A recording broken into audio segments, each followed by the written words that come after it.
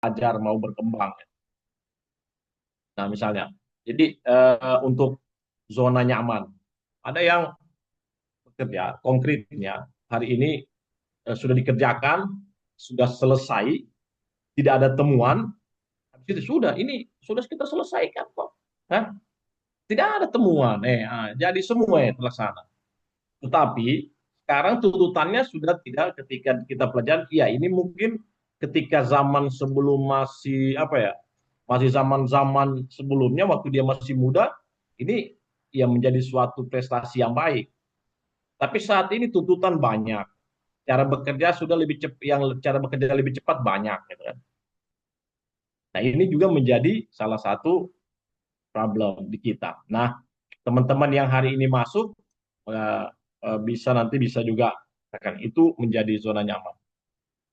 Ada yang bisa asik kita saya lebih senang apa ya supaya tidak monoton. Biasanya ini kan kalau teman-teman yang sekarang yang pembelajar zona ini kan biasa sudah lihat TikTok ya, lihat-lihat yang video pendek langsung pada poin-poin. Sementara kalau saat ini kan kita diantar-antar dulu. Nah, biasanya agak sedikit-sedikit, aduh Pak membosankan gitu. Nah, saya ingin sedikit diskusi di sini. Ada yang bisa kasih juga apa ya tambahan atau tambahan bahwa kenapa bisa ada merasa zona nyaman takut perubahan? Silakan Pak Jihad, ada Pak Jihad? Mohon maaf tadi Ya, pertanyaannya Pak agak putus-putus. oke. Ini sekarang kita hari ini zona nyaman takut perubahan. Nah, beberapa hal tadi saya sampaikan, misalnya salah satunya adalah biasanya kalau cara bekerja sebelum-sebelumnya kan begini, sudah selesai, kan, tercapai target, tidak ada temuan, sudah, oh ini sudah bagus ini. Nah, tapi sekarang tuntutan kan lebih banyak. Nah, apakah memang yang kita selesaikan itu sudah sesuai dengan eh, hasil, misalnya outcome, memenuhi benefit, memenuhi impact. Nah, kalau menurut Pak Jihad ini, salah satunya yang membuat zona nyaman takut perubahan itu seperti apa? Mungkin punya informasi, punya pengalaman. Silakan. Kalau Teman-teman, ini ya ini bukan tanya jawab ya. Maksudnya jangan kau segan-segan. Anggaplah kita bercerita saja. Karena itu yang supaya yang lebih nyaman. Oke? Silakan. mungkin salah satu dari saya itu Pak takut Ya, takut gagal biasanya Pak. Biasanya ya, mencobai perubahan hal baru ada resiko gagal, banyak orang yang lebih memilih aman daripada coba hal baru. yes, yes, yes, benar itu. Betul itu. Oh, kalau gagal nanti memalukan, begini-begini kan? Tuh. Padahal kita biasa belajar dari kegagalan juga ya untuk menjadi lebih baik. Yes, benar-benar itu Pak. Pak, sepakat itu.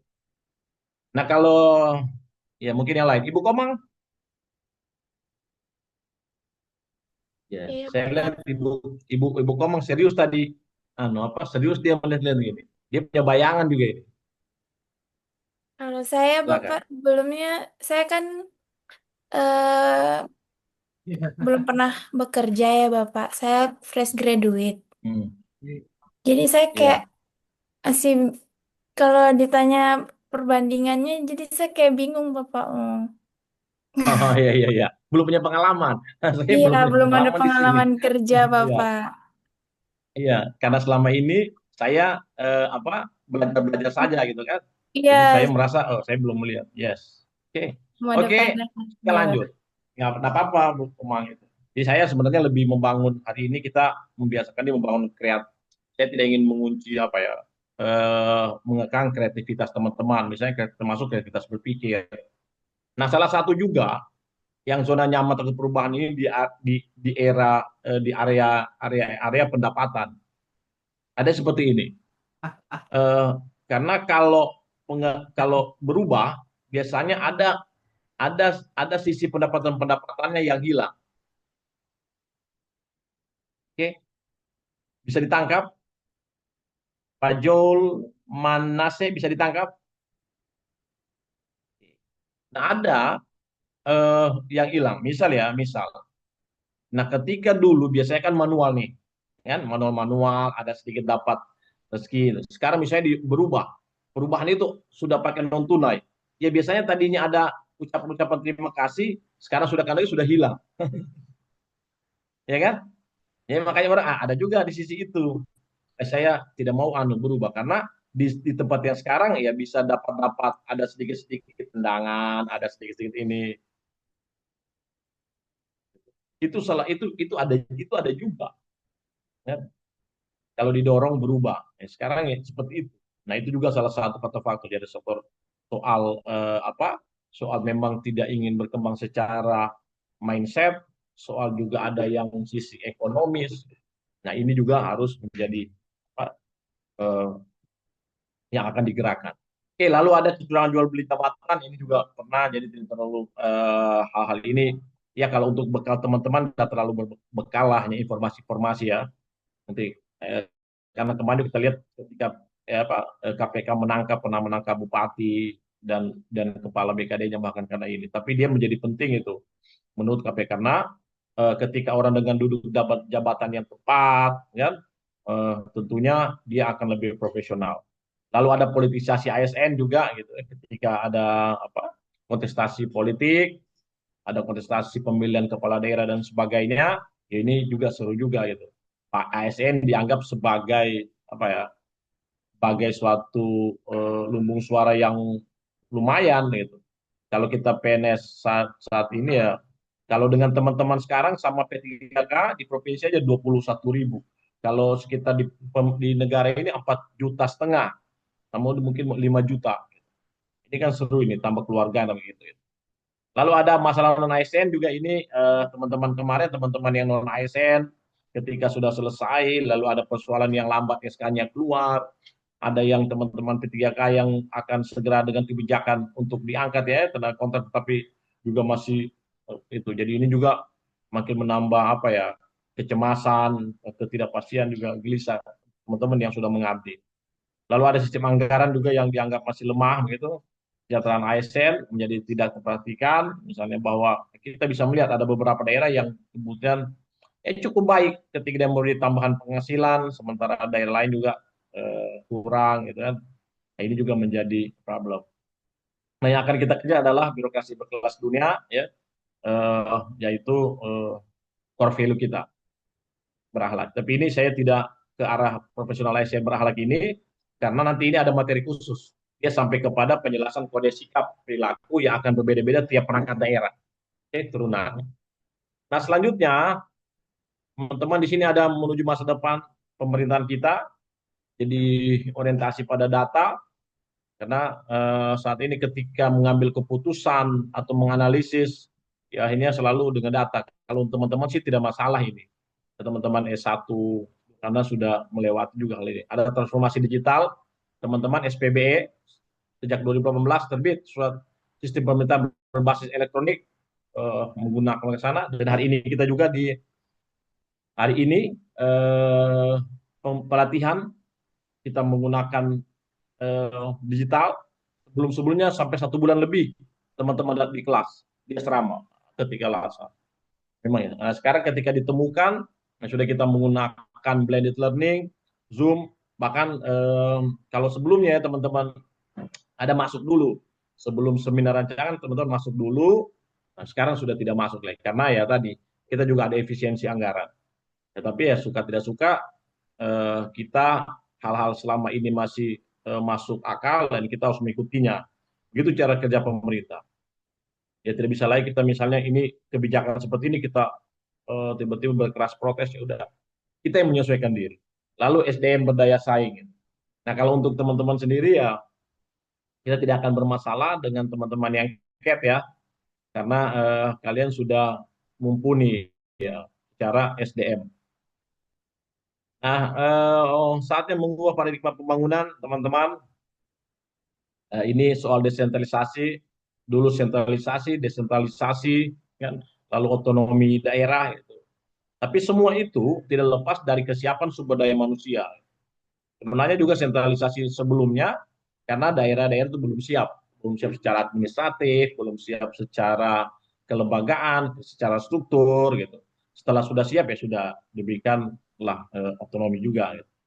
Nah ini misalnya pemerintah so tahu gitu ya segala kebutuhan warga rakyat butuh A. Jadi biasanya ketika rakyat tidak dilibatkan, maksudnya tidak mendengarkan apa sih kebutuhan utama, biasanya analisisnya tidak penuh atau tidak paripurna. Ya, misalnya ya, salah satu contoh yang kita bisa lihat seperti begini. Eh, Ternyata ada hal yang regulasi pemerintah juga bisa bisa berubah. Ya, kalau kita lihat saat ini, misalnya dulu transportasi transportasi publik taksi itu plat kuning. Ya, saat ini sudah plat hitam boleh. Artinya undang-undang atau regulasi yang akan menyesuaikan ketika ternyata kebutuhan warga kan. Nah, sekarang sudah bisa ojek itu orang naik plat hitam, kita naik gokar itu juga plat hitam. Dulu tidak ada undang-undang menyatakan kalau transportasi publik itu platnya kuning. Ya, itu tidak terbayangkan setelah ternyata ini harus berubah karena mengutamakan bahwa masyarakat membutuhkan ini. Ya, jadi lebih penyederhanaan. Nah, ini juga paradigma pembangunan kita sebagai pengantar bagi para teman-teman bahwa poinnya adalah eh, kita secara pelayanan publik kita berada mengutamakan tentang pelayanan tentang kebutuhan utama masyarakat walaupun nanti ada beberapa diskusi lah tentang ini ya tapi cara berpikirnya didorong kepada berbasis kebutuhan warga itu yang program-program didorong ke sana karena seyogyanya kita ini bekerja untuk peningkatan kesejahteraan kemakmuran masyarakat. Jadi ini poin yang penting yang harus kita tanamkan. Ya kalau orang tua dulu bilang biasanya apa utamakan kepentingan umum, baru kepentingan pribadi. Itu sejak dulu sudah ada. Nah, tapi ini lebih nanti kita di area-area ada di apa ASN ada di area-area itu. Oke. Nah, ini juga ada beberapa alas bergabung ASN. Alhamdulillah sekitar 80% sudah berada di area ingin berkontribusi terhadap negara. Gitu. Nah, memang teman-teman, kalau sebelum-sebelumnya, sebelum ada CAT, kadang-kadang agak apa ya, pesimis gitu, mau menjadi CPNS. Pas tes, ada tidak yang dipikir duluan? Ada tidak saya yang mau kasih ke siapa? Saya punya anu ini, saya punya apa ini? Saya punya nomor tes. Kan? Yang dipikir duluan adalah ada orang, ada bisa tidak saya titip, karena walaupun pembelajar, kalau tidak ada orang dalam, makanya biasanya tidak lulus. Ya kan? Nah, kalau sekarang dengan sudah dibuatnya cap, nah itu orang semua sudah sudah kita sudah transparan, adil gitu kan. Fair sudah permainan ini. Gitu. Aturannya fair. Jadi semua orang ingin berkontribusi terhadap negara ya. Kontribusi terhadap kalau biasanya kalau kita menyebut abdi negara, tapi kalau saya kemarin ke Jogja, mereka menyebutnya abdi rakyat. Saya akhirnya diskusi sama apa ya waktu ke Jogja Pak ini di mana gitu saya mikir-mikir ternyata kalau abdi pada negara kalau negara pemimpin negara itu tidak betul maka kita akan dapat loyalitas loyalitas yang bisa salah gitu ya kan tapi kalau abdi rakyat dipastikan kebanyakan rakyat itu pasti betul ya kan? Kayaknya rakyat kesulitan, rakyat menyuarakan bahwa kami butuh sejahtera, kami butuh ini gitu kan.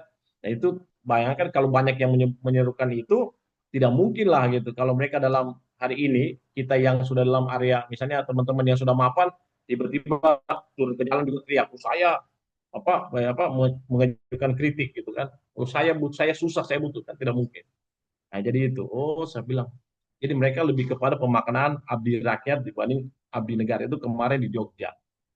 Nah, ya, alhamdulillah teman-teman ini bergabung jadi ASN nanti ingin berkontribusi terhadap negara. Nah, ini beberapa potret buram ya di pemerintahan kita ASN tumpang tindih program, alur birokrasi yang panjang dan rumit gitu kan. ASN yang kurang berkualitas, lembaga-lembaga yang sudah jelas. Jadi ada lembaga-lembaga juga yang di merger. Artinya dia ketika berfungsinya agak bingung orang, Pak, kita mau koordinasi kemana ini? Untuk urusan kepegawaian juga ada di sini, ada di sini, ada di kayak kayak begitu. Nah, tapi saya lebih ke untuk ini ASN yang kurang berkualitas gitu. Nah, memang hasil kalau kemarin hampir sekitar sudah 70% itu ASN kita sudah berada di atas umur 40 tahun. Saya kemarin ikut materinya dari LAN, data statistiknya itu seperti itu. Hampir 7. Ini memang kalau di atas 40 tahun biasanya produktivitas itu menurun, ya. Mungkin secara fisik gitu ya. Nah, dan kedua kita juga kemarin agak panjang ya, moratorium penerimaan CPNS kita agak panjang. 2016 setelah itu nanti mungkin berapa tahun gitu. Karena melihat jumlah ASN kita itu juga sudah cukup banyak ya. Nah, tapi maka dan hari ini saya ingin menyampaikan begini di poin-poin sini bahwa teman-teman yang hari ini hadir hadir dalam CPNS ada 441 provinsi, maka kalian diharapkan untuk menutupi ASN yang kurang berkualitas sebanyak 35%. Maka berbanggalah Anda dibutuhkan, kalian semua dibutuhkan untuk area ini. Kita tidak bicara lagi soal golongan berapa, itu soal fungsional aja. Golongan 2, golongan 3, ya, gitu. Tapi poinnya adalah pembelajar, ya. Teman-teman harus mau sebagai pembelajar. Nah, ini teman-teman, semoga ini menjadi pemaknaan lagi ya. Untuk ini pemaknaan di sini adalah ini. ASN yang kurang berkualitas, maka mohon teman-teman bekerjalah karena Anda diharapkan untuk menutupi lubang ini. Oke. Nah, ini adalah sosok ideal ASN, pegawai yang profesional memiliki nilai dasar etika, profesi, bebas dari intervensi politik, praktek korupsi, kolusi, nepotisme. Jadi ini idealnya. Nanti soal nilai dasar etika ada sendiri ya. Materi nanti di membangun integritas ada soal etika, soal korupsi. Nah, ini ada. Kalau hal-hal yang lain sama lah kita. Bebas intervensi politik, bersih dari praktek korupsi, kolusi ini sama. Ini harapan. Sosok ideal. Jadi dan selanjutnya, nah ini. Teman-teman, apa kesan pertama Anda tentang profesional? Hah? Berdasi, punya gadget terbaru, fasih bahasa asing, atau nih, gimana dengan ini? Ya, antrian yang panjang, malah kalau bisa dipermudah, kalau bisa dipersulit, kenapa dipermudah? Atau apa tangganya terlalu panjang tinggi naiknya? Seperti apa? Oke. Selanjutnya ilustrasi ini. Persepsi ada biaya, setiap sesuatu layanan ada biaya. Ya.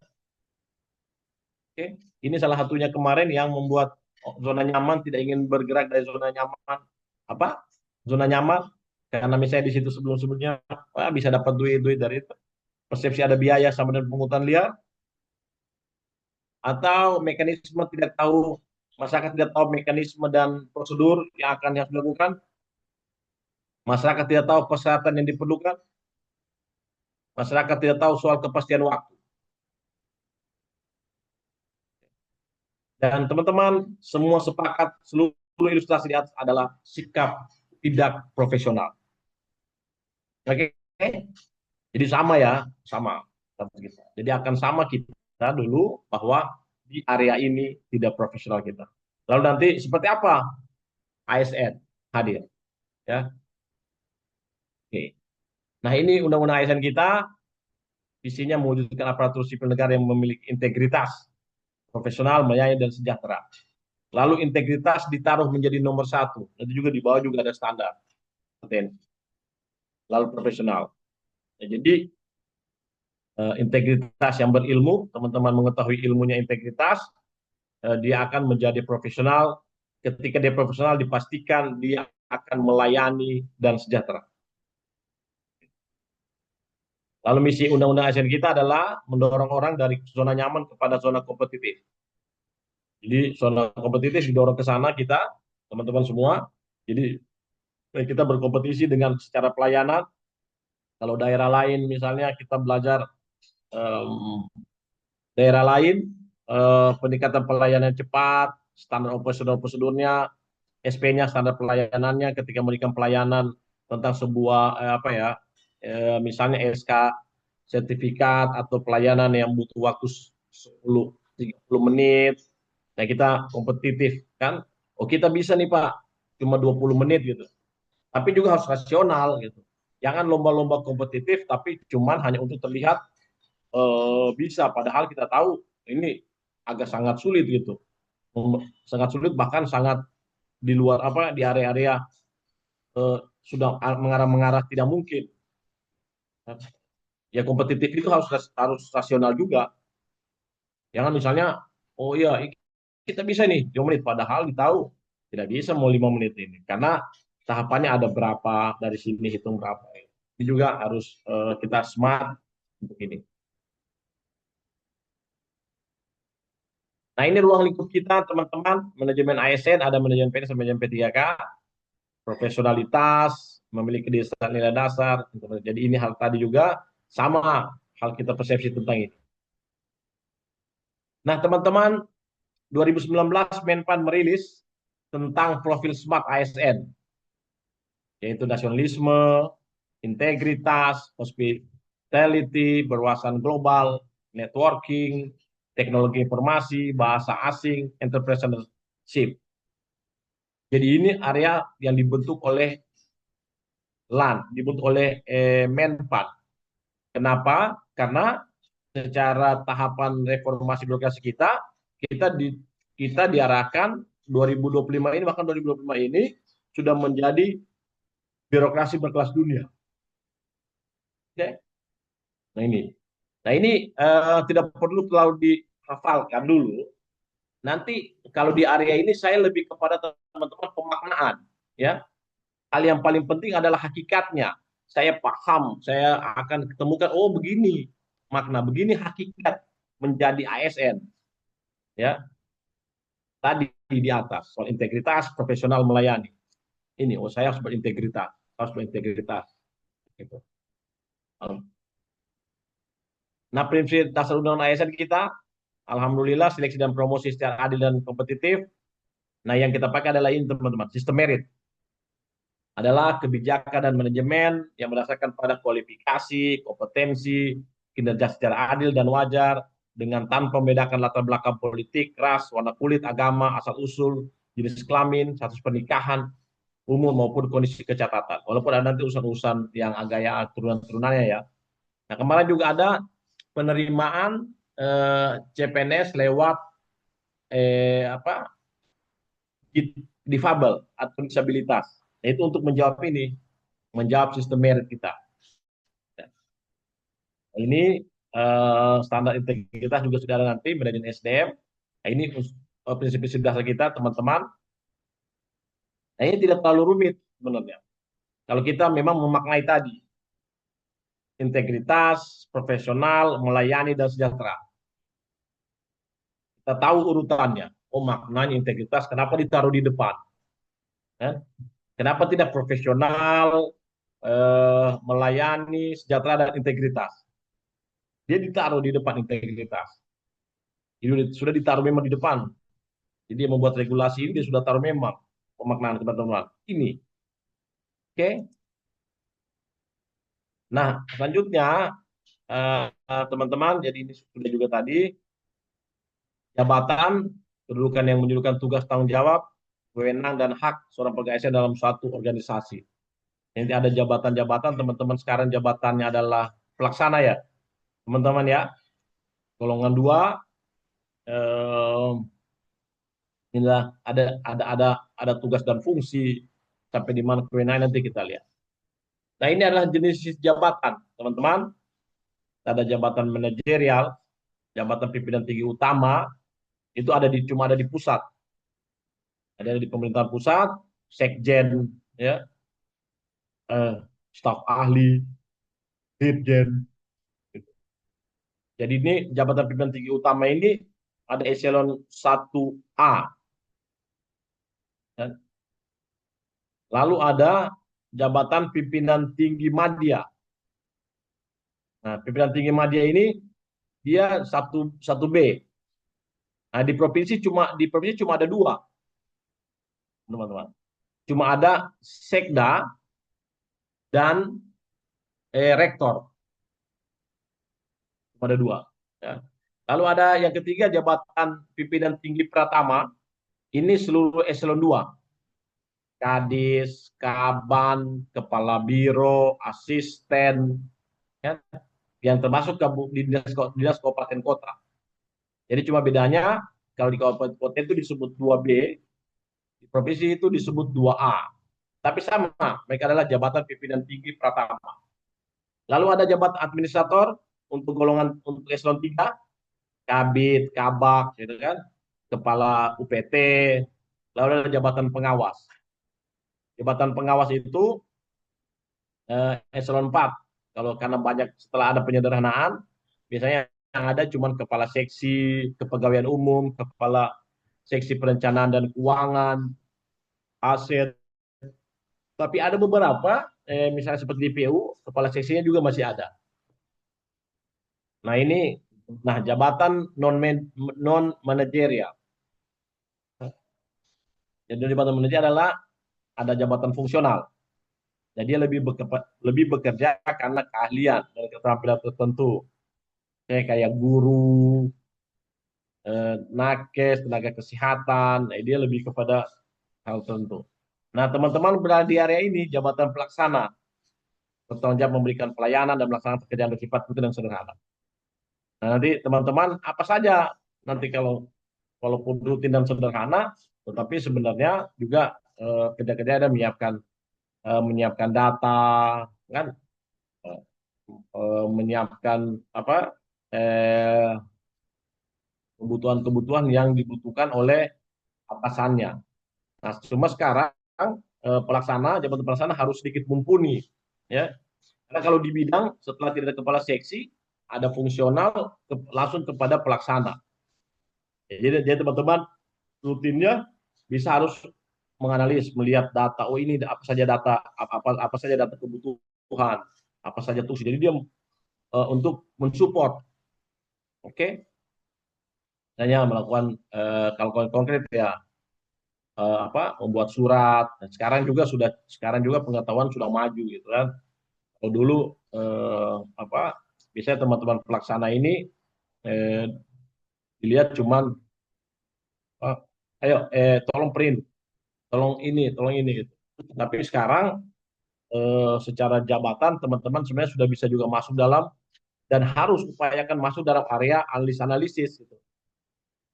Mau membaca, mau analisis, oh ya Pak, memberikan masukan-masukan terhadap perbaikan, maksudnya percepatan atau eh, pem,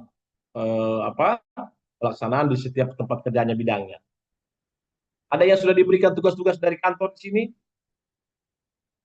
Ibu Leni Mariana sudah diberikan tugas apa saja dari kantornya? Berapa bulan bekerja, Bu? Ya, 2 bulan? Ya, ya kurang lebih 2 bulan, Pak. ya. Tugas yang diberikan kemarin kayak cuma untuk pengganti saja di bagian administrasi, Pak. Ya. Apa tugasnya?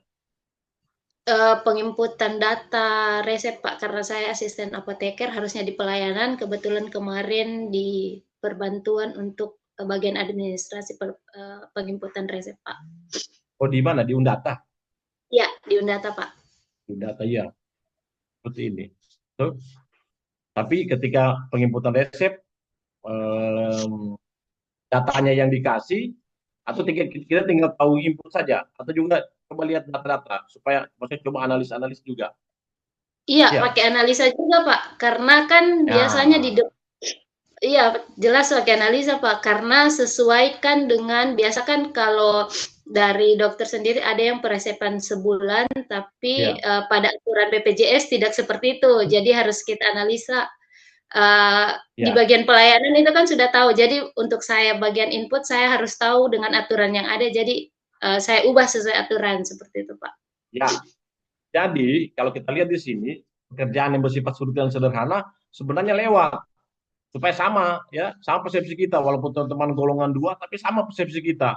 Oh Pak, saya tidak menganalisis Pak, kerjaan saya itu cuma rutin dan sederhana saja. Mana?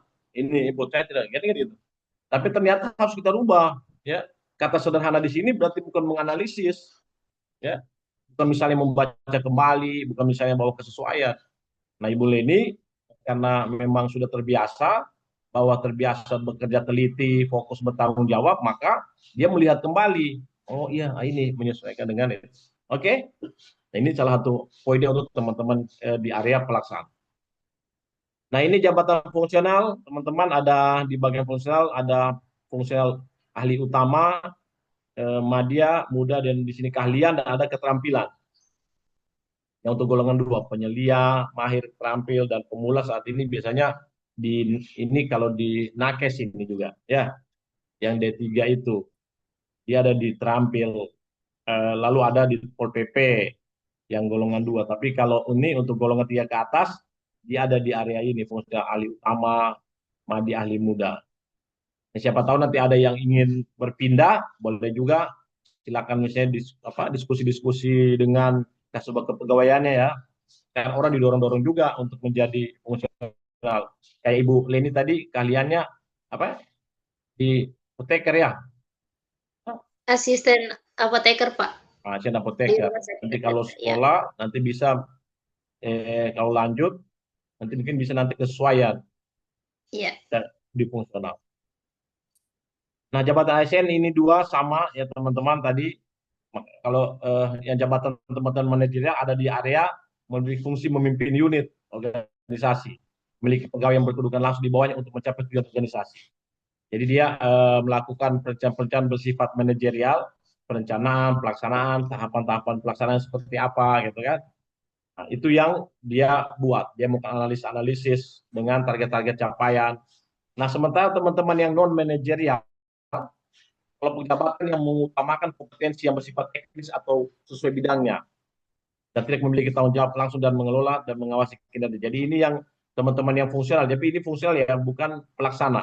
Kalau pelaksana dia bertanggung jawab langsung ke atas. Tapi kalau jabatan lain yang non manajerial yang fungsional, dia sifatnya itu bebas, sifatnya bebas dan mandiri. Gitu. Nah, dia bekerja memang karena bersifat sangat teknis di bidangnya, sangat di ahli di situ, dia memberikan pertimbangan teknis tadi. Misalnya tadi kalau manajerial yang di rumah sakit, dia misalnya memantau, monitoring, menyiapkan perencanaan tentang pelaksanaan pelayanan obat, pelayanan kesehatan. Nah, orang-orang yang fungsional, dia sangat teknis. Pak, obat-obat itu ini jenis obat ini kapan diberikan, obat ini hanya bisa, obat ini apa, pengkonsumsian obat ini begini, obat begini. Dia sudah dibuat teknis. Nah, itu dalam pendalamannya di situ. Nah, apakah manajerial akan lebih penting dari non manajerial? Tidak. Ya. Jawabannya tidak, sama-sama penting karena ini cuma soal bukan atasan bawah, bukan secara struktur ya, walaupun sebenarnya ada struktural, tapi secara fungsi, semua ada fungsi dan saling saling menunjang. Cuma orang harus ada di manajerial, ya ngerti? Harus ada yang di fungsional. Kalau semua kita bekerja mau menjadi fungsional dan menjadi manajerial, tidak di fungsional, maka juga tidak jalan juga, ya itu. Nah, sama mungkin seperti organ-organ tubuh kita gitu. Apakah rambut lebih eh, apa lebih apa penting daripada lain seperti itu. Jadi cuma soal struktur saja. Ada struktur tapi yang paling penting ada fungsinya. Nah, ini tugas dan peran fungsi ASN ini saya tidak bahas di sini karena nanti ada materi untuk teman-teman sendiri, kan? Manajemen ASN, smart ASN tadi itu ada. Dia ada di agenda-agenda sendiri. Nah, ini cuma penyampaian, tanggung jawab juga ada. Nah, nah ini standar kompetensi manajerial PNS jabatan pelaksana. Jadi dia walaupun manajerial, tapi juga diatur standarnya teman-teman pelaksana, ya golongan dua. Jadi ada level dia, teman-teman. Ada level 1 jabatan pelaksana, level 2 itu jabatan pengawas, ada level 3 jabatan administrator, level 4 jabatan pimpinan tinggi pratama, lalu level 5 pimpinan tinggi utama. Jadi ada level dia. Level kalian ada di sini, misalnya soal integritas. Nah, integritas mendeskripsikan mampu bertindak sesuai nilai, norma, etika, organisasi dalam kapasitas pribadi. Jadi pribadinya kalian itu sudah mampu bertindak seperti ini. Nah, jadi mencari tahu tentang eh, nilai apa sih nilai bekerja norma. Nanti ini juga ada. Ada nanti di salah satu di membangun integritas. Ini materi ini akan ada. Nanti akan kalian dapati yang lebih lebih apa? Lebih, lebih detail. Nah ini. Jadi area teman-teman di sini mampu bertindak sesuai ini. Oke. Nah disusun. Jadi ini standar. Nah standar itu mengartikan bahwa suka tidak mau saya harus seperti ini diri saya ketika sudah masuk menjadi PNS. Jadi akan kita pelajari. Lalu kedua, ada standarnya itu kerjasama. Nah, dipastikan teman-teman, karena ini menjadi nomor dua, berpartisipasi dalam kelompok kerja. Dipastikan teman-teman yang hari ini ya, yang secara profesional bisa kerja sendiri, ya kan? Saya tidak masalah. Yang penting saya tahu teman-temanku tidak bisa. Standarnya ketika teman-teman masuk menjadi PNS, maka sudah harus mau bekerja kelompok, atau bukan berarti Anda siapa suruh dia tidak mau belajar, terserah dia gitu kan. Tapi tidak seperti itu gitu. Nah, sekarang masuk PNS areanya adalah oke, kita saling bahu membahu, kita saling mendorong kepada teman-teman kan. Lalu ada komunikasi teman-teman, penyampaian informasi yang jelas, lengkap, pemahaman yang sama gitu. Jadi informasi kita adalah eh, ketika informasi, karena harus dilihat informasinya, dipastikan benar, dipastikan tepat kan. Lalu ada orientasi pada hasil, bertanggung jawab untuk memenuhi standar kerja. Jadi apa standar-standar kerja teman-teman, capaian-capaian, yaitu kita orientasi pada itu. Sama lah, ini pelayan publik, sama menjalankan tugas pengikuti standar pelayanan, ada nanti di tempat kerja masing-masing, tinggal dilihat ada pelayanannya apa, SOP-nya juga seperti yang dibawakan kemarin dari Menpan, itu apa itu lebih dalam lagi. Lalu ada pengembangan diri dan orang lain, teman-teman. Nah, mengembangkan diri, ini juga penting. Jadi tiap kita itu harus berupaya untuk mengembangkan diri, mengupgrade. Oh, ini begini. Oke.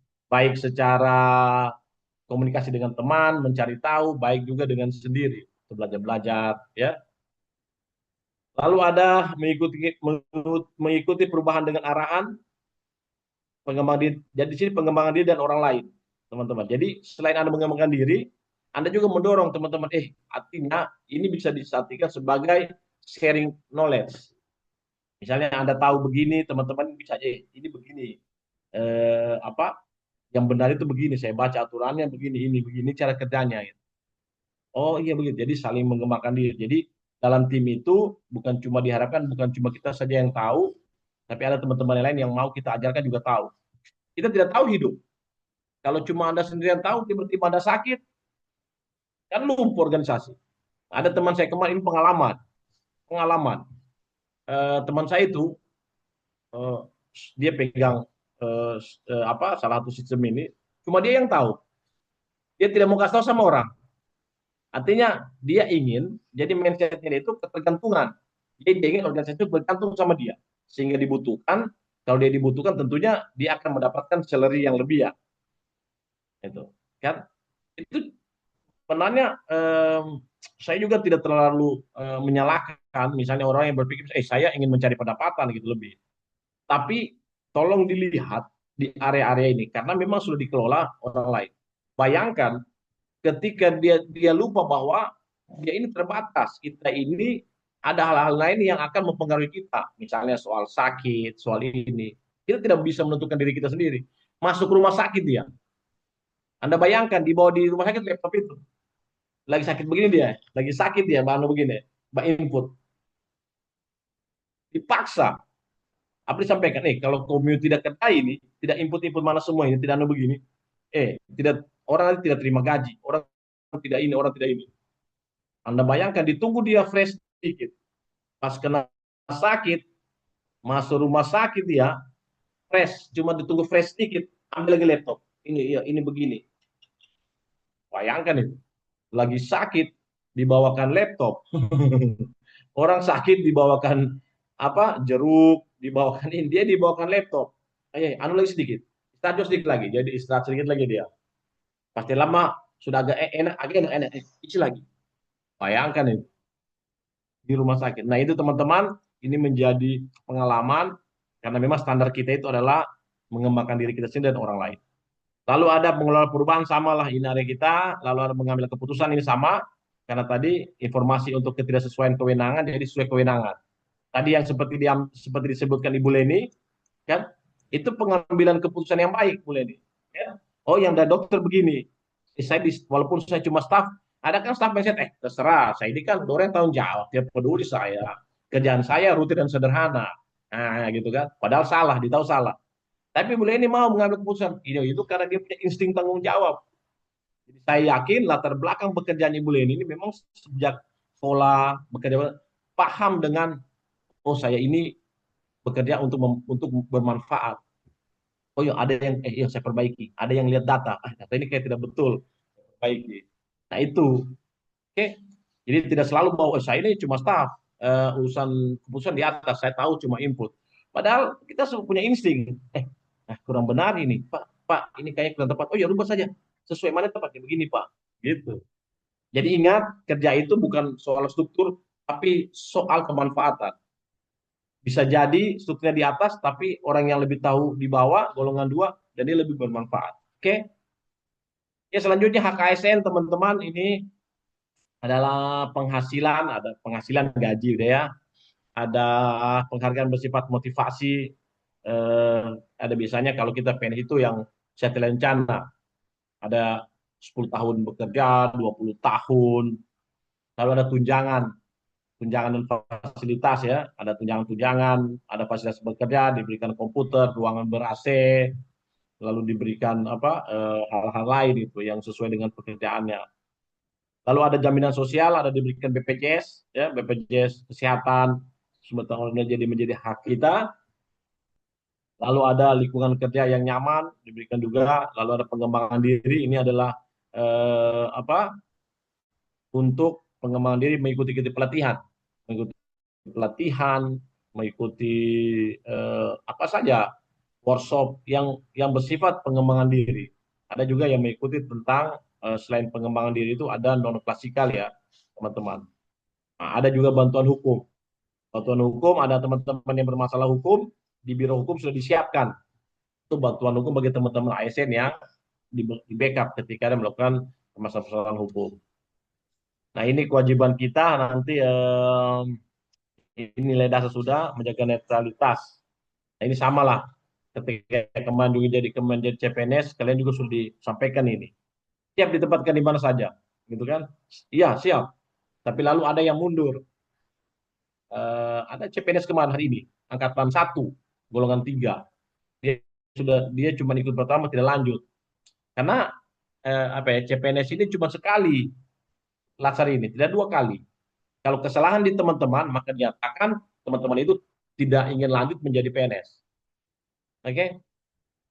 Nah ini pemaknaan saja teman-teman, sedikit tentang saya di area disiplin ya, untuk sebagai informasi juga. Disiplin 94 tahun 2021, disiplin itu ada tentang hukuman disiplin ringan, sedang, hukuman berat. Ini hanya beberapa informasi tentang saya yang biasa-biasa itu masuk kerja ya. Soal masuk kerja ini menjadi permasalahan. Jadi untuk hati-hati ya untuk teman-teman masuk kerja kita, karena kita sudah 2021 kemarin direvisi disiplin kita, karena mengikuti arahan reformasi birokrasi menjadi birokrasi kelas dunia. Jadi area disiplin juga diperbaiki. Nah ini ketika 3 hari tidak hadir secara kumulatif, Senin tidak hadir lagi minggu depan, 1 bulan ada 3 hari tidak hadir, walaupun tidak berturut-turut ya, langsung bisa ditegur lisan. Lalu ada teguran tertulis teman-teman ya, untuk 4 sampai 6 hari dalam 1 tahun. Tidak perlu menunggu akhir tahun, cuman 2 bulan didapatkan ini langsung bisa diberikan teguran tertulis. Lalu ada pernyataan tidak puas dari pimpinannya, kalau selama 7 hari sampai 10 hari dalam kerja 1 tahun. Tapi kadang-kadang kita bilang, lihat Pak, ini tidak tidak apa ini, banyak di kantor yang begini-begini, gitu kan? Banyak di kantor yang begini-begini, tapi kadang juga dilaksanakan. Bisa begitu ya? Biasanya begitu. Ya memang aturan dibuat senormatif mungkin, maksudnya sedisiplin mungkin. Tapi mudah-mudahan area-area pelaksanaan juga semakin baik.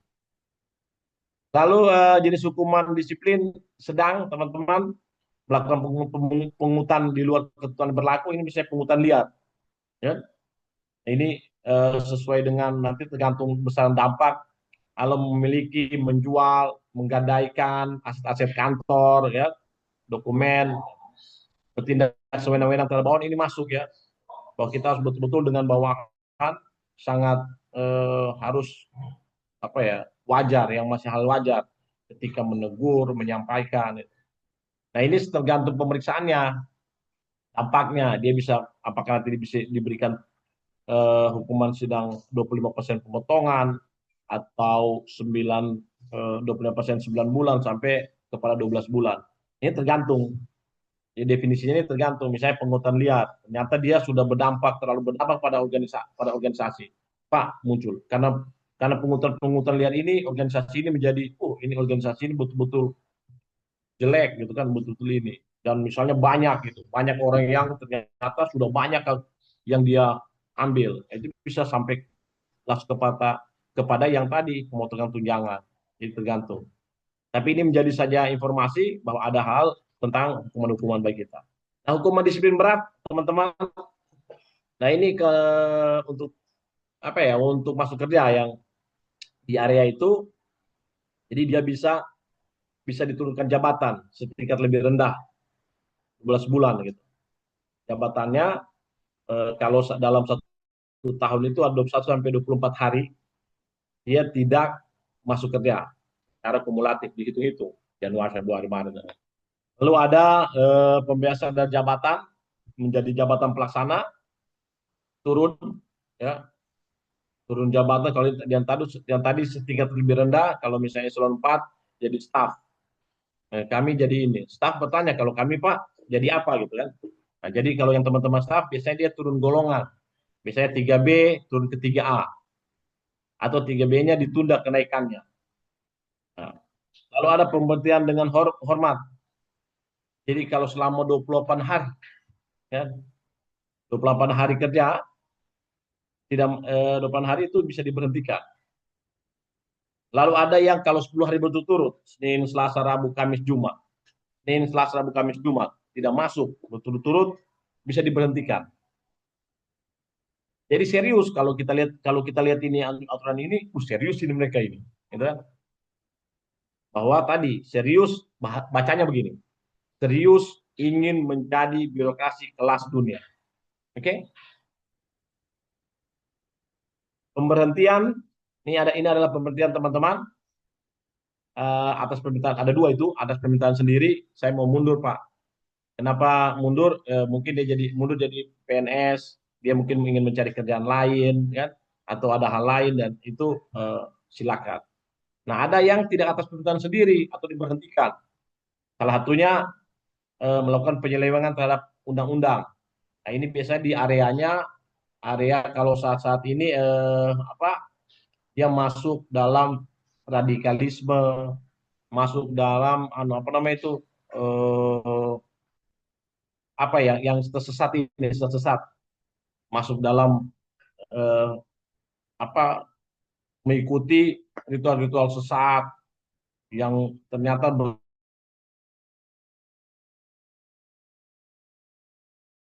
dunia ada mencapai batas pensiun, terdapat perampingan organisasi. Tapi perampingan organisasi sendiri tidak pernah ada selama ini. Kalau ada yang ada saat ini yang pernah ada, teman-teman, di merger lalu hilang jabatan. Tapi kalau untuk di PHK belum ada CPNS di PHK. Nah, tidak cakap jasmani, rohani sehingga tidak dapat bekerja, ini juga tidak berkinerja. Nah, ada ini dipidana. Dipidana dengan penjara berdasarkan putusan pengadilan karena melakukan tindak pidana dengan pidana paling singkat 2 tahun. Jadi kalau misalnya ini hal-hal yang disengaja ya, Misalnya Anda melakukan penganiayaan, ya, terhadap ASN, penganiayaan. Anda melakukan pencurian, perampokan, ya, lalu dihukum putusan pengadilan ingkrah, misalnya 3 tahun, Anda langsung diberhentikan jadi PNS.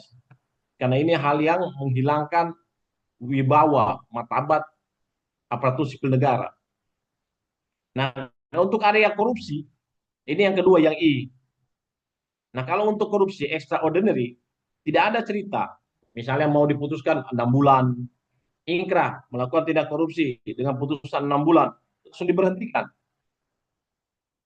Oke, Pak Rafli, bisa dipahami Pak Rafli? Karena saya lihat tadi Pak Rafli, ya, Muhammad Rafli. Tugas yang diberikan Iya, saya lihat tadi cuman ini. memberikan bilang cari saja tahapannya saja. Ya. Lalu menjadi anggota, sama lah. Nah, untuk diberhentikan ya sama lah ini, menjadi pejabat negara, cuti ya. Nah, pensiun, informasi juga 60 tahun 58, tapi masih menunggu apakah Korpri berhasil untuk menaikkan masa pensiun. Kita ini masih menunggu. Nah, jabatan non manajerial fungsional itu tergantung apa, kalau fungsional itu madya, teman-teman, keuntungan menjadi fungsional madya. Dia madya itu setara dengan kalau eselon 3, kan? Dia 4 golongan 4, dia sampai 60 tahun pensiunnya. Kalau kalau kayak kami, kepala bidang, dia cuma sampai 58 tahun. Tapi kalau dia beralih ke madya, dia akan dapat sampai 60 tahun. Jadi enak sebenarnya di fungsional itu. Untuk orang-orang yang memang sudah sejak kuliah, sejak SMA kuliah itu dia punya bekerja secara kekhususan atau latar belakang pendidikannya khusus. Nah, kayak Ibu Leni ini kan soal obat, enak dia kalau ke sana karena dia memang ahli soal itu. Tapi kalau orang yang humaniora agak sulit mau pindah ke situ kan. Oke. Nah, kita juga cerita sedikit tentang cuti teman-teman. Area cuti ada 7. Di tahunan cuti besar nanti kita lihat satu persatu. Di tahunan kita diberikan cuti selama 12 hari kalender. Dan ada juga yang orang bisa ditambah. Ada teman-teman yang misalnya bekerja terpencil, terluar, kepulauan, dia bisa ditambah karena memperhitungkan jarak. Dia bisa tambah 18 hari. Jadi kalau teman-teman hari ini ada berpikir, oh bagus juga kerja di kepulauan. Biasanya kan di pulau ya, kalau kesehatan itu lumayan. Kalau ada tambahan-tambahan, ya memang cuma jauh, bekerja di agak daerah terpencil, ya tapi salary-nya biasa ada tambahan, ya. Mulai ini kalau di sana jasa medik ya, mulai ini ya, jasa medik. Ya ada? Iya, Sudah dapat jasa cuma medik belum sudah? terima, Pak. Oh, belum Belum memang. terima, Pak. Ada ketentuannya itu, CPNS memang. Saya Iya, 2 Pak. tahun di Undapa, Ibu. Oke, saya Di 2 tahun di bagian Undapa, apa, Pak? saya kepala bidang program. Wih, Masya Allah. Ya, 2017 sampai 2019. Tapi walaupun sarjana saya beda, mungkin karena saya dulu pernah di Bapeda, saya pegang kesehatan itu lama 3 tahun. Saya maksudnya megang tentang urusan kesehatan. Jadi paham-paham indikator, akhirnya biasanya sudah kemarin sempat ditaruh dulu di situ 2 tahun. Lalu ada pengecualian teman-teman untuk teman-teman yang hari ini CPNS. Jadi tidak perlu 1 tahun kalau ada ambil cuti untuk pengecualian ya. Misalnya bisa diberikan 6 hari. Misalnya bapak ibu sakit, mertua sakit atau meninggal dunia, komio bisa langsung ambil cuti. Ya, tidak perlu menunggu jadi PNS atau tidak perlu menunggu 1 tahun bekerja. Oke. Lalu atau melakukan perkawinan pertama. Ya. Ingat di sini perkawinan pertama, ya. Jadi kalau yang pertama menikah, jadi sudah dipastikan Anda sudah jodoh, tidak bisa negara tahan. Oh tunggu Pak, oh nggak bisa, dia ini mau CPNS, jadi dia harus PNS dulu baru dia kawin. Tidak bisa, boleh diberikan 6 hari. Ya, Ibu Leni sudah menikah? Belum, Pak. Nah, yaudah. Informasi buat teman-teman, ada teman-temannya di sini yang belum menikah. Ya, kalau ada yang Pak Raffi sudah menikah? Belum, Pak. Nah, biasanya begitu Pak, jadi PNS dulu baru menikah. Ya bagus juga pemikiran begitu. Karena begini, ini eh, logis ya, realitas gitu kan. Karena nanti kalau menikah juga itu juga butuh penghidupan ya, karena mau bersama-sama, apalagi kalau sudah mulai ada anak ya. Oke, baik, teman-teman, Ibu Nadia sudah menikah, Ibu Nadia ya. Belum, Bapak. Oh, kecil suaranya belum.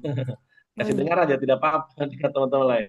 Oke, oke, kita lanjut teman-teman. Saya cuma 1 jam sampai jam 9. Nah, ada cuti besar, tapi ini juga informasi-informasi saja, masih panjang komyu. Masih panjang, ini 5 tahun bekerja, tapi cuma sebagai informasi saja ya. Ada dikecualikan bagi PNS yang masa kerjanya belum 5 tahun untuk kepentingan naik haji, ya. Termasuk teman-teman yang hari ini, sahabat CPNS sebelumnya kan sudah dapat kuota hari ini. Oh, Pak, saya menjadi CPNS, Pak. Jadi kuota haji saya tidak bisa nanti 5 tahun, tidak, ya. Itu diberi kalau untuk yang ini. Oke. Lalu ada cuti sakit, teman-teman. Nah, ini juga harus diperhatikan untuk yang kesehatan. Cuti sakit itu 1 sampai 14 hari. Dapat ditambah menjadi paling lama 1 tahun. Ya. Jika belum sembuh, dapat ditambah 6 bulan. Jika dalam waktu penambahan juga belum sembuh, maka dia akan diberhentikan dengan hormat. Ya. Poinnya ini gini, nanti supaya sama persepsi kita. Jadi bisa, ternyata misalkan begitu, kasihan orang itu, kasihan dia itu, pada dia cuma pengharapan jadi PNS, mas kayak gitu kan, kalau dia tidak berhenti gitu. Nah, poinnya di sini adalah produktivitas. Artinya, misalnya begini, bagaimana negara mau membayar teman-teman yang tidak bekerja, malah di kita juga yang tidak bekerja tetap terima gaji dibayar, juga kita itu makanya kita akan jadi barang eh, memakan yang bukan hasil keringat kita, bukan hak kita jadinya. Tapi diberi kesempatan ya, sakit. Jadi harus berupaya selalu sehat. Ya, Pak Muhammad Akbar sehat. Alhamdulillah, Pak. Oke, ya, yuk sehat-sehat kita ya. Kita saling mendoakan semua ya. Kita saling mendoakan semua supaya kita sehat-sehat. Ada cuti melahirkan teman-teman. Untuk yang belum menikah, hari ini diganti menikah. Ini informasi juga. 3 bulan ya. Ini kepada PNS sampai 3K ini. Kepada PNS P3K melahirkan anak 1 sampai anak ketiga 3 bulan. Ada cuti bersama, ini samalah kita. Kita senang ada cuti bersama. Apalagi kalau cutinya tanggal Kamis, diberikan cuti hari Jumat, cuti bersama, Mbak. Jadi kita bahagia. Ada cuti alasan penting, ya. Tadi melakukan pernikahan, gitu kan. Ada juga untuk teman-teman yang ditempatkan di rawan ya, bencana. Biasanya yang di perbatasan, ada hal yang ini berbahaya. Jadi dia agak misalnya trauma. Ya misalnya teman-teman sekarang yang ada di PNS di Papua, kan agak gelisah guru. Gimana? Dia diberikan juga ada cuti alasan penting untuk memulihkan kondisi jiwa. Ya. Ada cuti dilakukan tanggungan negara, teman-teman. Misalnya kalau ada pekerjaan-pekerjaan lain, atau ada yang biasanya saya mau cuti tanggungan negara, gitu. Karena saya mau merawat ibu saya sakit, kan? Ada merawat dia sakit daripada saya masuk di sana, ini dia ambil area ini, silakan diberikan. Jadi diberikan hak kita, kan? Cuma dia tidak diperhitungkan sebagai masa kerja dan tidak mendapatkan penghasilan. Jadi betul-betul berhenti di jabatan. Mau fokus. Jadi saya mau fokus. Misalnya mau fokus. Biasanya yang areanya ini ada area yang perempuan yang hamil. Yang apa namanya? Yang misalnya kandungannya lemah. Kan? Nah bisa gunakan ini. Kalau kandungannya lemah, saya daripada saya paksa kerja, ya diambil cuti. Nah ini pemberian penghargaan sudah tadi. Nah ini sedikit tentang perkawinan. Ini penting juga menjadi informasi karena saya dulu pernah juga di BKD teman-teman. Hal ini juga banyak juga walaupun tidak terlihat, tapi banyak laporan tentang ini. Ya, misalnya bahwa pegawai negeri sipil tidak diizinkan untuk menjadi istri kedua, ketiga, keempat dari pegawai negeri sipil. Kan? Jadi kalau teman-teman perempuan, Komyu tidak bisa menjadi istri kedua dari PNS. Kan? Walaupun misalnya kata apa ya, kata dasarnya itu misalnya, oh cinta, saya cinta sekali, saya cinta ini kan. Oh kita tidak bisa dipisahkan gitu kan. Tapi tidak bisa gitu. Aturannya menyatakan ini, maka kita patuh. Ketika kita masuk di area PNS, oh kita patuh dan ini. Tapi bisa kalau ingin menjadi istri dari kedua, ketiga, empat bukan PNS, misalnya pedagang, pebisnis, ya, boleh. Tapi nanti sesuai izin, ada izin dari pejabat. Nanti kalau tanya-tanyakan ini secara apa teknis, nanti tanyakan ke sebuah kepegawaian ya. Ya, ada yang masih terbenak. Nah, teman-teman ini juga serius ya, hal serius walaupun sebenarnya tidak terlalu nampak, tapi banyak laporan-laporan soal selingkuh. Oke, PNS di sini disebutkan dilarang hidup bersama dengan wanita lain, ya, tanpa ikatan perkawinan yang sah. Agama kita semua melarang, dipastikan juga urusan-urusan ini juga dilarang secara ya. Nah, jika ada ya ini penting ya. Tolong dijaga karena pasti kalau PNS sudah pasti itu. Pasti dan ini banyak permasalahan-permasalahan begini. Bahkan ada yang diberhentikan, teman-teman. Berhentikan. Jadi karena dia memilih apa ya, memilih mungkin karena ya itu perasaan cinta itu kan. Maksudnya oh tidak ada lagi orang lain. Dia adalah yang paling apa, yang paling mengerti perasaan saya, yang paling peduli sama saya gitu. Padahal ternyata dia eh, misalnya eh, suami orang gitu ya atau istri orang. Oke, yang dijaga. Karena ada yang diberhentikan. Saya pernah di BKD selama 7 tahun ya, bahwa ada ASN yang diberhentikan, hilang pekerjaannya, hilang pendapatannya karena hal-hal ini. Tolong dijaga ya, teman-teman. Karena ini bekal-bekal buat Komyu nanti perjalanan. Karena perjalanan Komyu belum masih panjang ini. Tapi ini sudah harus saya tanamkan dari saat ini. Jaga ini, jaga ini. Oke, ini sudah. Nah, tugas belajar, informasi ya, tugas belajar bagi teman-teman yang mau tugas belajar. Ya, teman-teman ini SMA ya, Komyu golongan 2 ya. Ada juga di Tadi, tiga, Pak. apa? Ada juga di tiga, Pak. Oh, betul gabung. D3. Oh Iya, iya, D3 ya. siap.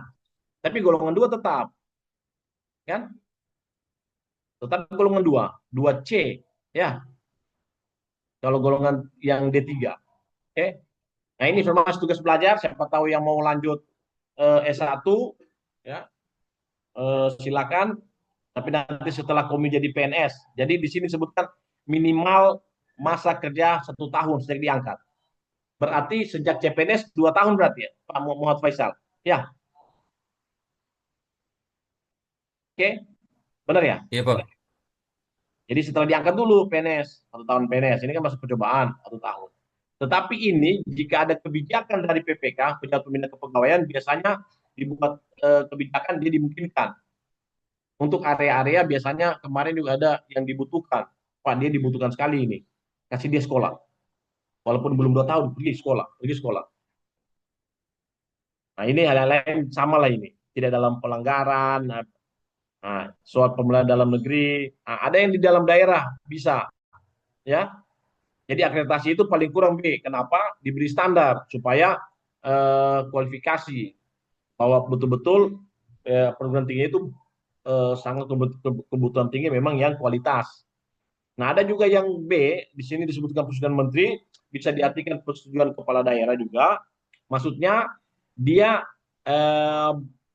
kualitasnya bagus, tapi secara akreditasi dia masih C dan dia tidak ada. Biasanya ini yang bersifat teknis, kayak apa namanya itu yang apa yang mungkin juga tenaga kesehatan punya juga kesehatan yang komputer, yang juga bolehlah cari. Nah, ini untuk pendanaan tugas belajar bisa dari APB dan APBD. Nah, juga teman-teman boleh ajukan proposal ke tempat lain. Misalnya ada apa? Ada perusahaan dalam membantu tambahan, ya. Ini boleh. Nah, dalam keadaan tertentu tugas belajar dapat dilakukan dengan mandiri. Mandiri ini saya kemarin tanya diskusi ke teman-teman sebelumnya juga, ini adalah bisa dipakai biaya sendiri. Gitu ya. Misalnya negara sudah tidak punya uang, tidak habis sudah apa itu biaya tugas belajar. Nah, jadi ya Pak, saya kebetulan punya uang, bisa nggak saya tugas belajar? Oh boleh, ya. Nah, tugas belajar diperhitungkan. Jadi selama Anda menjadi tugas belajar, tetap dihitung. Oh, tetap dihitung masa kerja. Jadi tidak berhenti. Misalnya ambil S1 4 tahun, ya 4 tahun itu juga dihitung. Atau ambil dari D3 ke S1 ya. Berapa tahun? 1 tahun, 2 tahun. Itu pokoknya tetap dihitung lah ya. Nah, ini sama, tugas belajar bukan untuk permintaan kenaikan sama ini. Tugas belajar tetap diberikan dengan sama. Nah, teman-teman, kita di area ini area profesional ASN. Jadi area kebijakan pengembangan profesional ASN itu berada di pemetaan standar, sertifikasi, penguatan jabatan fungsional, mutasi dan rotasi, capacity building, pengukuran kinerja tadi yang SKP, peningkatan kesejahteraan berbasis kerja. Ini area-areanya. Nanti kita lihat pengukuran indeks profesional ASN. Suatu instrumen yang digunakan untuk mengukur secara kuantitatif tingkat profesionalitas pegawai ASN yang hasilnya dapat digunakan sebagai dasar penilaian dan evaluasi dan upaya pengembangan profesionalisme ASN. Nah, kalau di sini kita lihat ini indeks profesionalitas ASN PNS yang tahun 2023. Sulawesi Tengah ada di 18. Di situ sedang nilai kita. Nah, ini semua bisa berkontribusi, semua. Bukan cuma ini hasil dari hitungan semua PNS. Nah, apa yang dihitung teman-teman ini? Kualifikasi 25%, kompetensi 40%, kinerja 30%, disiplin 5%. Ya. Apa saja kualifikasi? Ini.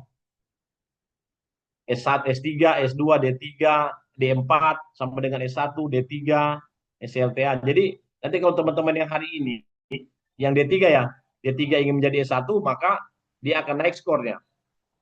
Memberikan skor. Nah, misalnya kalau saya juga sekolah, saya S2, saya mau ke S3, saya akan memberikan skor juga. Oke. Tunggu, lama.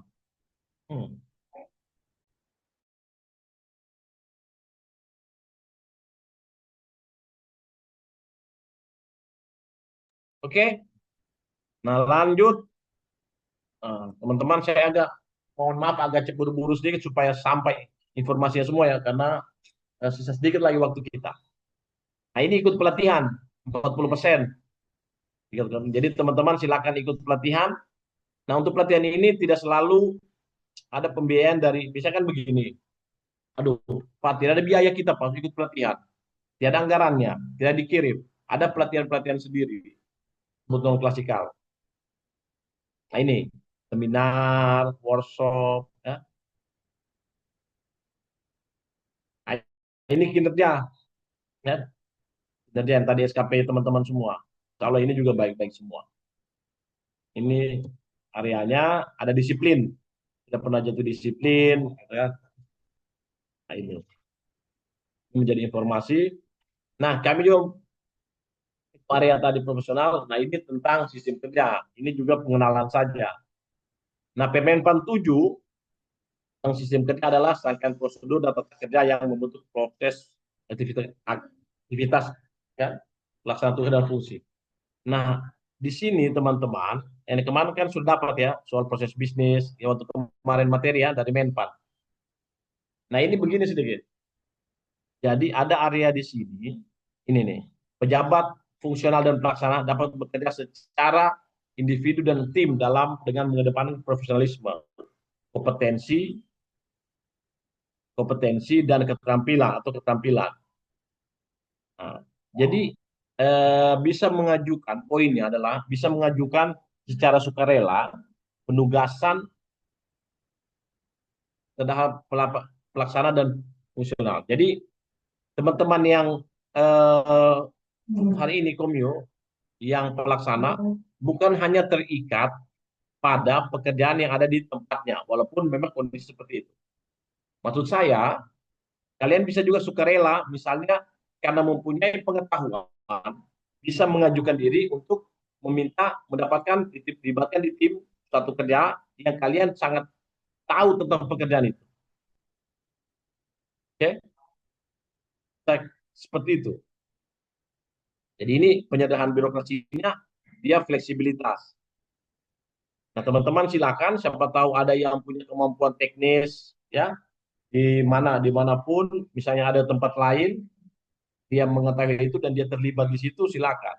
Tanpa harus ditunjuk, tapi bisa mengajukan, Pak, saya tahu ini, Pak, saya tahu tentang ini, apa jika bisa, apakah saya bisa dilibatkan, kan, kerjaan ini. Nah, seperti ini. Nah, dulu sistem kerja kita ini, teman-teman, tradisional, kan, manajemen sekali dari atas, perintah kepada eselon 2 kepada sampai ke bawah, kan, disebut dengan silo work. Nah, sekarang sistem kerja kolaboratif dinamis yang sekarang ini ada di area kanan ini. Hari ini Anda bisa bekerja di area atas, lalu area di sampingnya juga bisa ke bidang lain. Artinya kalau begini, bisa ke bidang lain, bisa dengan seksi lain Anda bekerja. Oke? Nah, ini sudah sini. Jadi dia tidak mengekang atau mengekung teman-teman yang punya kompetensi atau punya keahlian tertentu. Misalnya sekarang Pak Muhammad Izam. Pak Muhammad Izam komisi di mana, Pak Muhammad Izam? Pak Muhammad Izam Kemal. Di Cikasda apa, Pak? Nah, Cikadas. Berarti D3. Gabung Iya, ini ya? betul, Bapak. D3. Ya, D3 apa? Arsitek. Metrologi instrumentasi. Juru operasional sumber daya air, Bapak. Pak, bagaimana? Juru operasional, Pak, dan pemeliharaan sumber daya air. Bisa itu. Misalnya Pak Izam punya pengetahuan hal lain tentang teknis. Taruhlah misalnya soal lab ya. Anggaplah soal lab ya. Tapi Anda tidak di bidang situ. Anda bisa mengajukan ke sana, mengajukan diri. Pak, saya mengetahui tentang ini. Saya bisa terlibat, saya bisa membantu di sini. Nah, di tim itu bisa Anda masuk bekerja. Oke? Pak Izam, paham Pak Izam? Ya, paham, Bapak. Oke. Ya, jadi artinya teman-teman yang mau pembelajar, yang mau misalnya mengetahui hal lain, mau pembelajar, itu diapresiasi. Ya. Diapresiasi, negara membuka ruang sudah untuk itu. Nah, kalau selama ini kan, tidak bisa, Pak. Saya bukan tujuh saya itu. Ya. Selama ini kan begitu. Bukan tujuh saya itu, Pak. Saya di sini, tujuh saya ini. Gitu. Nah, tapi Anda tahu itu, tahu. Oke. Ini saya juga agak sedikit berlama-lama di sini karena ini penting kita sampaikan ke teman-teman. Ya, teman-teman, tidak ada ruginya menjadi pembelajar. Ya. Jadi sekarang ada pengakuan untuk itu. Selanjutnya ini acuan kerja sama lah ya. Nanti tinggal teman-teman ditambah saja ini acuan kerja karena teman-teman walaupun golongan 2 nanti membantu teman-teman yang golongan 3, golongan 4 untuk dalam menyusun kerangka acuan kerja. Biasanya disebut RAP juga, RAP. Nah, ini menyangkut ini, lebih teknis juga sangat baik. Ya. Jika ada tambahan ya sebagai silakan tambahkan. Nah, ini PMP 6 sama teman-teman. Jadi ingat, menjadi ASN adalah pilihan sadar. Jadi saya sadar menjadi PNS, maka saya patuh terhadap ini.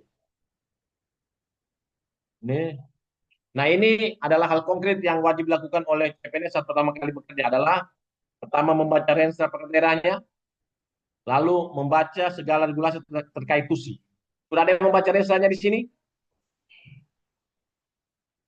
Sudah ada? Yang membaca Renstranya? Pak Muhammad Nasir? Sudah, Pak. Yes, itu. Nah, biasanya banyak wawasan di situ kan? Pak Nasir ya? Kan? Banyak polisi, ini mau dibuat. Iya, Ada Pak. gambar-gambar kita. Banyak isu-isu juga. Nah, di situ banyak isu-isu. Nanti berarti komisi sudah siap ini mau bikin aktualisasi. Ya, sudah temukan isunya? Insya Allah, Pak. Sudah? Pak. Sudah. nanti di situ. Nah, jangan. Oke. Nah ini ada juga kampanye teman-teman ya, kampanye ini dari Menpan. Jadi kampanye gerakan hidup sederhana itu dikeluarkan. Jadi sebenarnya regulasi arahan itu lengkap di negeri kita ini. Cuma menjalankannya biasanya kan. Ada orang. Nah di sini disebut lewat surat edaran ASN tidak memperlihatkan kemewahan atau sikap hidup yang berlebihan, memperhatikan prinsip-prinsip kepatutan dan kepatahan sebagai rasa empati kepada masyarakat. Oke? Jadi negara ini sadar, masih susah banyak kita punya saudara yang lain. Komio PNS yang kebetulan mungkin di tempat bekerjanya agak pekerjaannya agak bagus, ada bisa mendapatkan pendapatan lain yang bisa bikin ini. Sudahlah, jangan kasih tunjuk-tunjuk terlalu mewah-mewah atau disebut flexing, ya. Nanti itu. Oke, ini diatur. Jadi kita ternyata diatur, tidak boleh kita juga hidup terlalu mewah-mewah, lihat, gitu kan. Di negara ini memang sejak 2014 sudah cerdas. Oke, terima kasih. Dan ini ada 4 tipe pegawai. Nanti ini karena baru masuk, kalian berada di area mana? Ada keterampilan rendah dan motivasi tinggi. Walaupun masih rendah, tapi motivasi tinggi, dia mau semangat belajar, antusias, pikir, mau mengembangkan diri. Lalu ada yang keterampilan tinggi, motivasi rendah, bisa seperti kuda atau kuda di dokat, tutup, tahu dia kita saja. Tapi untuk motivasinya rendah, misalnya untuk melakukan perubahan, kembang itu kan. Jadi biasanya dia sudah puas begini. Nah, tambah lagi banyak mengeluh. Saya ini sudah kerja, sudah begini kan, banyak menuntut dia. Padahal area-area perbaikan, area perubahan itu sudah tidak dibuat. Lalu ada keterampilan rendah, motivasi rendah, ini beban tim. Nah, sudah keterampilan rendah, tidak ada lagi motivasi didorong. Ayo kita mau begini. Sudahlah, gitu kan. Lalu ada yang keterampilan tinggi, motivasi tinggi, kompetitif, inisiatif, berbagi pengetahuan. Nah, silakan jawab masing-masing di rumah. Tapi ini kan teman-teman baru, kan? Baru 2 bulan. Tapi bisa lihat, saya bisa lah nanti jadi ini. Semoga saya jadi di area yang keterampilan tinggi, motivasi tinggi. Ya, oke. Terima kasih teman-teman. Ini slide terakhir. Sudah menuju jam 9. Saya stop share. Pak Inal, kita berapa menit lagi, jika ada pertanyaan silakan diajukan pertanyaan. Langsung saja, santai-santai ya, jangan terlalu tegang, Komio. Aduh, ya, Pak. Ini Pak, iya ini materi kayak gitu kan, santai, supaya nyaman-nyaman. Nah saya juga sebenarnya melatih begini teman-teman, melatih untuk teman-teman yang tidak selalu menjadi bilang saya ini bawahan. Jadi saya bawahan, saya menunggu nanti dikasih tahu, tidak gitu. Karena ada inisiatif. Pak begini, tinggal cara komunikasinya saja, ya. Jadi saya biasanya kan kalau kita nyaman, enjoy, biasa orang itu tidak takut keluarkan pendapatnya. Misalnya kalau orang yang agak takut-takut, saya punya pimpinan ini, ya, jadi dia juga malas. Oke, ada pertanyaan teman-teman? Atau sama dengan yang sebelumnya karena sudah banyak kita bahas di grup ya soal masa kerja yang kemarin ya. Kita bahas ya yang orang yang sudah masa kerjanya sudah pernah bekerja di tempat lain diakui ya, soal nanti kalau ada yang saat ini lagi sekolah tapi pada hari itu dia gunakan waktu tes dia gunakan S1-nya kan, nanti pas selesai belum CPNS dia lulus hari ini menjadi S1 kan, akan mengikuti penyesuaian ijazah seperti itu. Oke teman-teman semua, saya pikir cukup ya. Ini juga menjadi informasi saja. Kalau ada hal-hal nanti yang kalian misalnya mau tanyakan, nanti dikirimkan saja sama Pak Inal, ya. Nanti Pak Inal kirim ke saya, ya. Nanti kita diskusi. Oke, kita tidak putus di sini informasinya. Selesai ini Pak, berarti saya sudah tidak bisa. Tidak. Panjang perjalanan kita. Kita terus bisa berkomunikasi, ya. Sesuai dengan standar. Tadi ingat standar kita, manajerial, pengembangan diri dan orang lain. Nah, pengembangan orang lain, maka kita tidak boleh malas-malas memberikan informasi ketika ada orang yang ingin juga mengerti satu hal. Semangat teman-teman semua. Dan saya mohon maaf jika dalam penyampaian ada yang kurang tidak berkenan atau ada hal yang misalnya terlewati, saya mohon maaf atau agak buru-buru menyampaikan ya. Saya mohon maaf, tapi saya hanya ingin bahwa informasi yang prinsip-prinsip di slide saya itu tersampaikan ke semua teman-teman. Jadi informasi. Oke, jam 9 mungkin akan ada selanjutnya materi selanjutnya. Masih ada materi selanjutnya? Masih ada, Hah? Pak. Ada ya. Ya, Oke, pembelajaran agenda 3, Pak. ya. Semangat semua. Oke, saya pamit ya, Liv ya. Oke, teman-teman semua.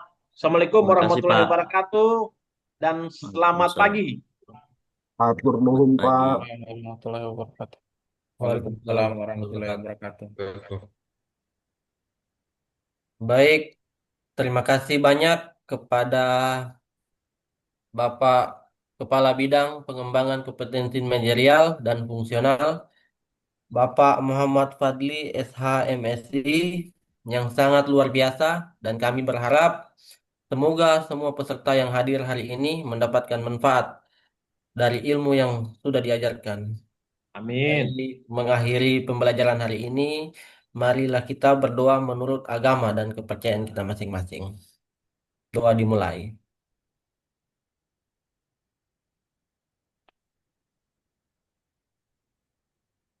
Selesai, dan alhamdulillah sudah selesai materi pada hari ini, dan kita akhiri. Assalamualaikum warahmatullahi wabarakatuh dan selamat pagi. Waalaikumsalam. Warahmatullahi wabarakatuh. Atur nuhun, Pak.